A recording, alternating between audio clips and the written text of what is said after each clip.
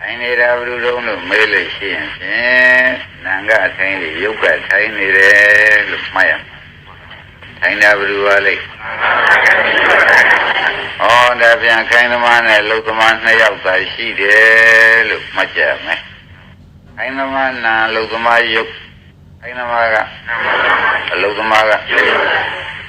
ဒါဖြင့်ကြားရလားမိမတွေလားခိုင်းသမားနဲ့အလုသမားဆိုတဲ့နာယုံ2ပါးလားလို့မေးလိုက်ပါတယ်ခိုင်းသမားအလုသမားဆိုတဲ့ရုပ်2ပါးပဲရှိတယ်လို့သူမျက်ချက်ချကြပါဟုတ်ပါကောင်းပြီဒါဖြင့်ဒီနာယုံ2ပါးသာရှိပြီးဒီကလာနေတော့ဒီနာယုံ2ပါးကိုဘုန်းကြီးကမနေ့ကဓမ္မတွေဥပဒနာရှုတော့ဘယ်လိုသင်ခဲ့တယ်ဆိုနာယုံ2ခုကိုဉာဏ်တစ်ခုနဲ့ကြည့်လို့မနေ့ကမှားရန်တခါတည်းပေးထားနာယုံ2ခုကိုဉာဏ်တစ်ခုနဲ့ကြည့်ပေးစမ်းပါလို့ပြောပြလိုက်နော်အဲ့တော့ဘိုးတဲ့ဒီနေ့တော့မနေ့ကတော့ဒါကြည့်ပါလို့နာယုကပြောပါလိမ့်မယ်ဆိုပြီးမနေ့ကဥက္ကမောင်တို့ကိုပေးခဲ့နော်မှန်ပါပါအဲ့တော့ဒီနာယုကပြောတဲ့အခါမှာဒကာဓမ္မတို့ကြံကြံထန်ထန်ပြောမလားသိမ့်သိမ့်မွေ့မွေ့ပြောမလားဆိုတာလေးကိုယနေ့ဝေဖန်ရလိမ့်မယ်မှန်ပါပါကြံကြံထန်ထန်ပြောမလားသိမ့်သိမ့်မွေ့မွေ့ပြောမလားလို့ဆိုလို့ရှိရင်ဖြင့်ရုပ်ဆိုတာအတုံးသေးကြီးမြင်နေသေးလို့ရှိရင်ဖြင့်အဲ့ဒါဒီဉာဏ်ဉာဏ်ဌာနမြင်တာဖြစ်လေသောကြောင့်ဓမ္မတွေဒီနိဗ္ဗာန်ရောက်တဲ့အမြင်မဟုတ်သေးဘူး။ဘာကြ။ရုပ်တိုင်းအတုံးခဲကြီးအဆိုင်ခဲကြီးမြင်နေသေးလို့ရှိရင်နိဗ္ဗာန်ရောက်တဲ့အမြင်မဟုတ်သေးပါဘူး။ဒါပြန်ယနေ့ရှင်းရမှာကနိဗ္ဗာန်ရောက်တဲ့အမြင်ကတော့ဓမ္မတွေ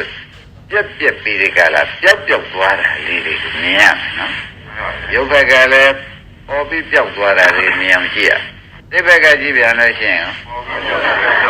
အဲ့ဒီသိမ်မွေ့တာမြင်အောင်ကြည့်ရဒါဖြင့်လူတွေတို့သိမ်မွေ့တာမြင်အောင်ကြည့်ဆိုတော့သူကဘုန်း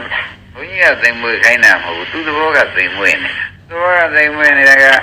ဖြစ်ပြီးပျောက်သွားတယ်ဖြစ်ပြီးပျောက်သွားတယ်ဆိုရုပ်ကလေးတစ်ခုကလည်းပူတဲ့ရုပ်ကလေးကလည်းတော့ချက်ပျောက်သွားတယ်အဲ့ဒီရုပ်ကလေးကတော့ကြောက်တော့အဲ့ဒါလေးညာနဲ့ကြည့်လိုက်တဲ့အခါကျတော့ကိုခုနကဒီနေရာပူတယ်ခုမရှိဘူးခုနကဒီနေရာအေးတယ်ခုမရှိဘူး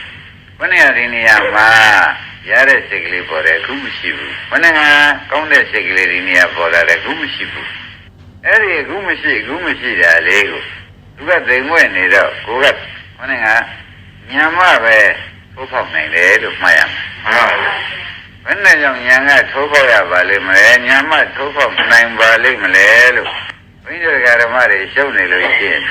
သိမ်မွေ့တဲ့တရားမို့ညာတစ်ခုပဲထိုးဖောက်နိုင်မှန်ပါသိမ်မွေ့တဲ့တရားမို့ဘာတော့ဘာရည်ရဒီနေ့ထူလာတာနော်သိမ်မွေ့တဲ့တရားနှစ်ခုဖြစ်နေသောကြောင့်ထူရင်းသည့်ညာနဲ့မှပဲရမယ်လို့မျိုးလုံးနဲ့မြင်တယ်လို့မြင်မှာမဟုတ်ပါဘူးနာနဲ့ကြားတယ်လို့ကြားမှာမဟုတ်ပါဘူးနှာခေါင်းနဲ့ရှူလို့ရှဲလို့ရတယ်လို့ဒီလိုမဟုတ်ပါဘူးသူကသိမ်မွေ့နေတော့ဉာဏ်တစ်ခုနဲ့သာလည်းရှုလို့ဖြစ်မှာပဲလို့ဒီနေ့မှတ်ကြတယ်ဒါဖြင့်ယုတ်ကပြပြန်လဲသိမ်နေမှုမပြတယ်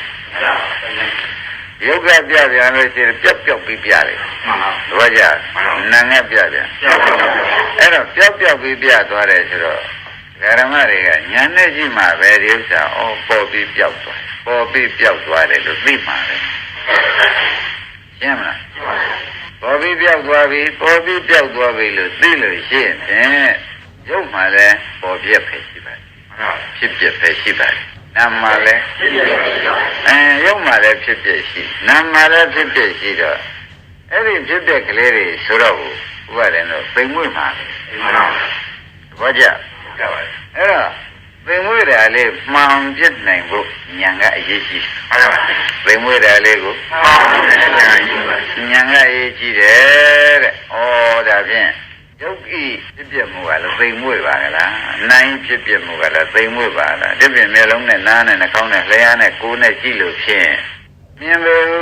ဥက္ကမောင်လေးရမှန်ပါပါ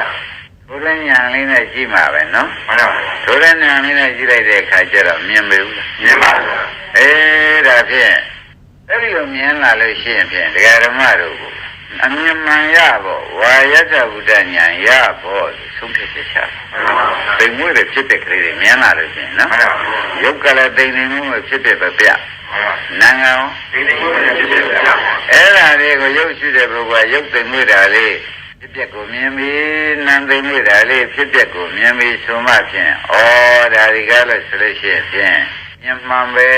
လို့ဆုံးဖြတ်ချက်ချပြီးတော့ရုပ်ကလေးဖြစ်ပျက်သိမ်မွေးတာမြင်ပြီးနာမ်လေးဖြစ်ပျက်သိမ်မွေးမွေးလေးကိုမြင်ပြီးမြင်ပါပါမြင်မှန်ကိုပါဠိလိုသုံးတော့ဘုရားကယထာဘုဒ္ဓညာတရားဓမ္မတွေမှတ်ထားကြတော့အမြင်မှန်ဘုရားနဲ့ကိုနားရတဲ့နည်းနဲ့မှတ်ထားမယ်ဆိုတော့ဘယ်လိုမှတ်ကြမလဲအမြင်မှန်ရပြီအမြင်မှန်ဆိုလို့ရှိရင်သမာဓိရှိသမာသင်္ကပ္ပဟုတ်လားသမာဝါယမသမာသတိသမာသမာဓိဆိုတဲ့မဲ့ခင်၅ပါးနဲ့မြင်တာဟောကြ